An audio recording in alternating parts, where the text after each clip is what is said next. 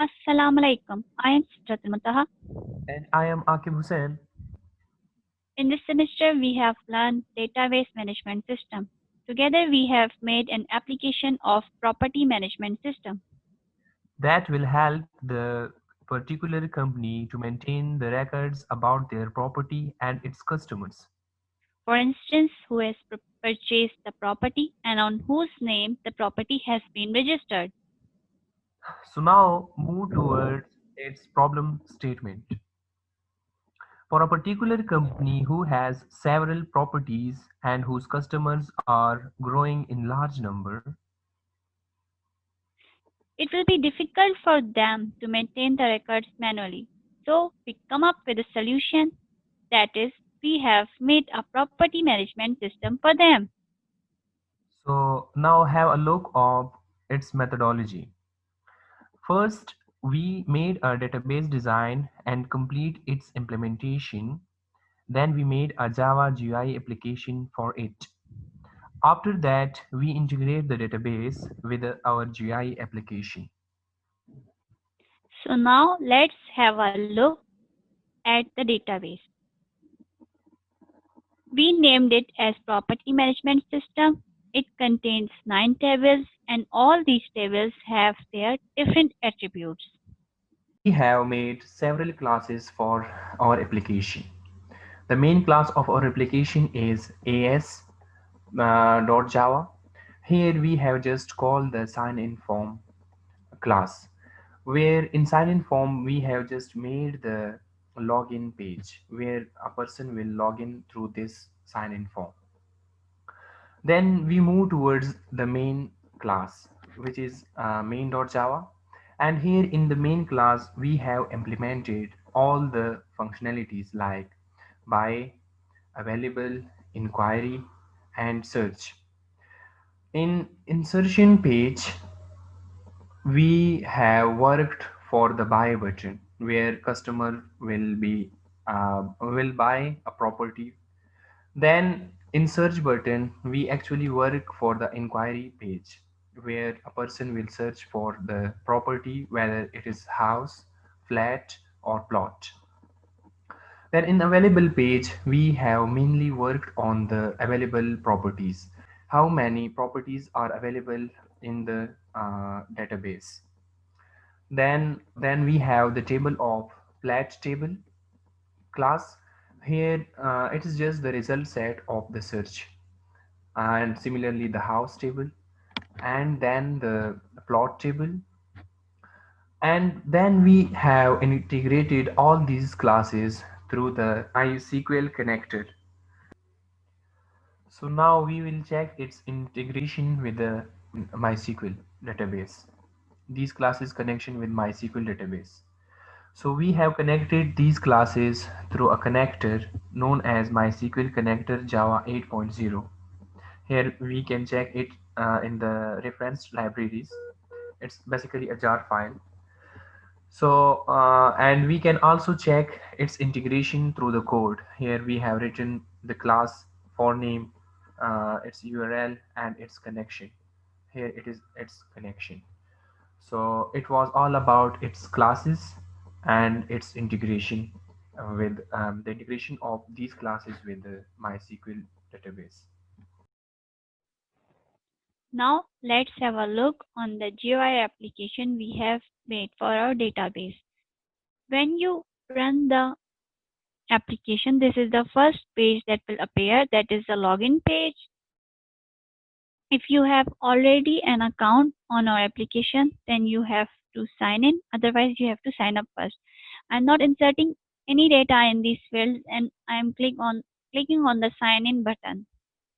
It is now showing the pop-up box that insert valid data. Now I'll insert data.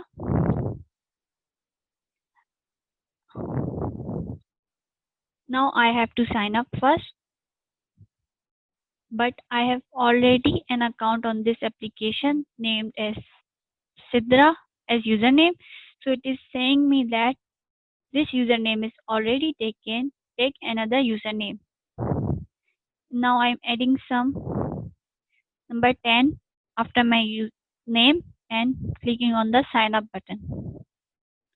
So I am added on this application. So now I am signing up. So I am providing the detail again. Now I am clicking on the sign in button, and that is the main page or of our application. So now we are on our main page. Here we have five buttons: buy button, register button, inquiry button, available button, and exit button. So for checking the available properties in our company, we will click on the available button. So here we have three houses remaining, four flats, five plots, and one shop. So let's suppose we are going to take one house. So we will click on the houses. So here we have three houses of different specifications. So let's suppose I am choosing a double story house with the property ID 10. So I will click on back button, again back. Then I will buy the property. So I will click on the buy button. So now I am inserting the data of, let's suppose, Imtiaz, last name Hussein, address Parachinal, contact number 0, property ID there was 10, which I had chosen, and the customer ID, let's suppose, 8. If I left anything in the fields, so it will give me a pop-up box error. So here it is saying that invalid data. Then I will click on OK. So now I am inserting here the data at the customer, let's suppose 8. So when I will click on the buy button, here it has shown the message that customer has added successfully. So click on the OK button. Then we are going to check in our database that whether the data is inserted or not. So here if we look, Imtiaz has been added on the customer ID 8 and its property is 10. So now the next button we have is the registration button. We have to register the property we have bought. So in database we have ID 8 and we have to register the property 10. So we have to register the property 10, customer ID 8. The fee charged for registering a property is 25,000. The registration number will be 3.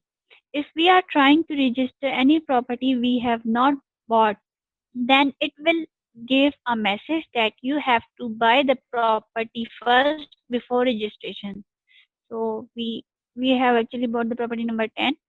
So then we will click on the register button. So the registration is done. Then we will click on the OK button.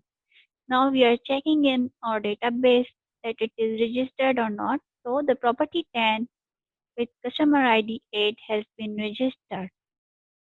Next button we have is inquiry button. We click on the inquiry button, then we have to enter the property ID we want to search.